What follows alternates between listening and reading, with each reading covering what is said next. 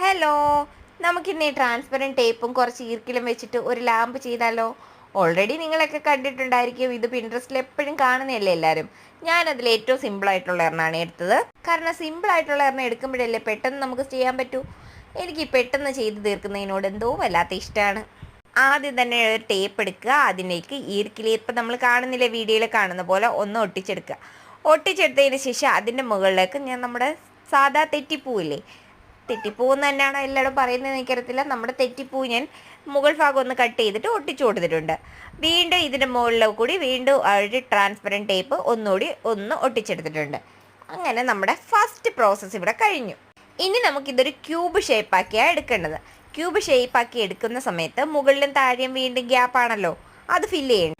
Gap fill ചെയ്യാൻ വേണ്ടിയിട്ട് വീണ്ടും അതേ പ്രോസസ്സ് നമ്മൾ ചെയ്യുന്നുണ്ട്. ട്രാൻസ്പെറൻറ്റ് ടേപ്പ് എടുക്കുക, ഈർക്കിലൊട്ടിച്ച് കൊടുക്കുക. അങ്ങനെ അതിൻ്റെ മുകളിലൂടെ വീണ്ടും ട്രാൻസ്പെറൻറ്റ് ടേപ്പ് ഒട്ടിച്ച് കവർ ചെയ്തെടുക്കുക.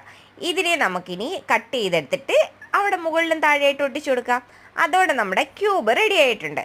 ഞാനിവിടെ മുകളിലും താഴെ എടുത്തതിനകത്ത് തെറ്റിപ്പൂ ഒട്ടിച്ചു കൊടുത്തിട്ടില്ലേ. പിന്നീട് നമുക്കിതിനെന്താ കൊടുക്കേണ്ടത്, ഹാങ്ങിങ്സ് കൊടുക്കണം. ഹാങ്ങിങ്ങിന് വേണ്ടി ഞാൻ എടുത്തിട്ടുള്ളത് നമ്മുടെ വൂളൻ ത്രെഡാണ്. വൂളൻ ത്രെഡ് ഇതേപോലെ ഒന്ന് സെറ്റ് ചെയ്ത് താഴെയും പിന്നെ കുറച്ചെടുത്തിട്ട് മുകളിലായിട്ട് ഹാങ്ങിങ്സും കൊടുത്തിട്ടുണ്ട്. അങ്ങനെ നമ്മുടെ ലാമ്പ് ഇവിടെ സെറ്റ് ആയിട്ടുണ്ട്.